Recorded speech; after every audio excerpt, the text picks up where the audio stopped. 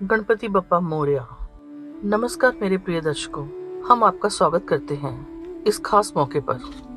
आज गणेश चतुर्थी के शुभ अवसर पर जो भी इस कथा को सच्चे दिल से सुनता है और लाइक करता है, भगवान गणपति उनके घर में स्थायी निवास करते हैं और उनकी झोली खुशियों से भर देते हैं। कृपया वीडियो को लाइक करें और कथा को अंत तक जरूर सुनें, क्योंकि आज की कथा बेहद खास और फलदायी है। बिना पूजा पाठ के भी इसका पूरा फल मिलता है।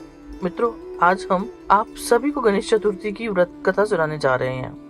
पौराणिक कथा के अनुसार भाद्रपद माह के शुक्ल पक्ष की चतुर्थी तिथि को गणपति बप्पा का अवतरण हुआ था। तभी से हर साल इस तिथि पर गणेश चतुर्थी का पर्व मनाया जाता है। यह उत्सव 10 दिनों तक यानी अनंत चतुर्दशी तक चलता है और अनंत चतुर्दशी के दिन गणपति बप्पा का विसर्जन किया जाता है। इस कथा के माध्यम से आपको पता चलेगा कि कैसे भगवान गणपति अपने भक्तों की हर कठिनाई से रक्षा करते हैं और उन पर कोई विपत्ति नहीं आने देते। कथा शुरू करने से पहले मैं भगवान श्री गणेश से प्रार्थना करती हूँ कि जो भी सच्चे मन से इस कथा को सुने उसे मनोवांछित फल प्रदान करें, और जो इस वीडियो पर गणपति बप्पा मोरया लिखे उनकी हमेशा मदद करें। चलो अब कथा की ओर चलते हैं। बहुत समय पहले की बात है। भारत के एक छोटे से गांव में गोपाल नाम का एक गरीब किसान अपनी पत्नी लक्ष्मी के साथ रहता था। गोपाल बहुत साधारण और मेहनती व्यक्ति था, लेकिन गरीबी ने उसके जीवन को कठिन बना दिया था। खेतों में दिन रात मेहनत करने के बावजूद उसकी फसलें अक्सर खराब हो जाती या सूखा पड़ने से नष्ट हो जाती थी। लेकिन गोपाल की श्रद्धा और भगवान गणेश पर विश्वास अटूट था। गांव के हर कोने में भगवान गणेश की महिमा का बखान होता था। गोपाल रोजाना मंदिर जाकर घंटों भगवान गणेश के सामने बैठता और अपने दिल की बात करता, जैसे वह उनके सामने ही बैठे हों। उसकी पत्नी लक्ष्मी भी भगवान गणेश की पूजा करती थी, लेकिन गोपाल की तरह गहरी भक्ति नहीं थी। एक दिन गोपाल ने लक्ष्मी से कहा, लक्ष्मी, भगवान गणेश जरूर हमारी मदद करेंगे, बस हमें उन पर विश्वास बनाए रखना होगा।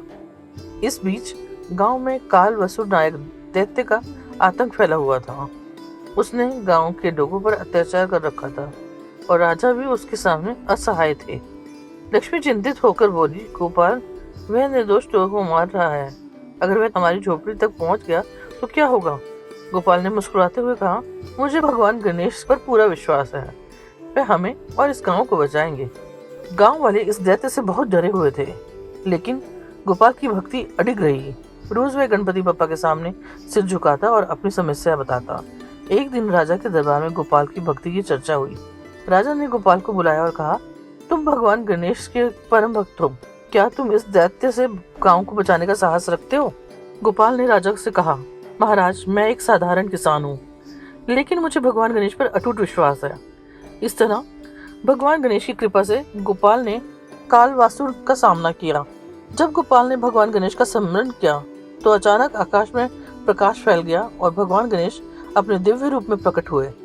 उन्होंने गोपाल की सच्ची भक्ति देखकर उसे आशीर्वाद दिया और कहा, आज मैं तुम्हारी और इस गांव की रक्षा करूंगा। कालवसर भगवान गणेश का दिव्य रूप देखकर घबरा गया और भगवान से क्षमा मांगी। भगवान गणेश ने उसे माफ कर दिया, बशर्ते वह भविष्य में कभी किसी को कष्ट नहीं देगा। इस प्रकार गांव वाले गणपति बप्पा की कृपा से सुरक्षित हो गए। इस कथा से हमें यह सीख मिलती है कि सच्ची भक्ति और आस्था से भगवान गणेश अपने भक्तों की हर विपत्ति से रक्षा करते हैं। चाहे जीवन में कितनी भी कठिनाइयां आए, यदि हमारी श्रद्धा अडिग है तो भगवान हमें हर संकट से उबारते हैं और सुख समृद्धि प्रदान करते हैं। अब मैं आप सभी को गणेश चतुर्थी की व्रत की कथा के साथ छोड़ता हूँ। अगर आपको यह वीडियो अच्छा लगे तो इसे लाइक और शेयर ना करना भूलें।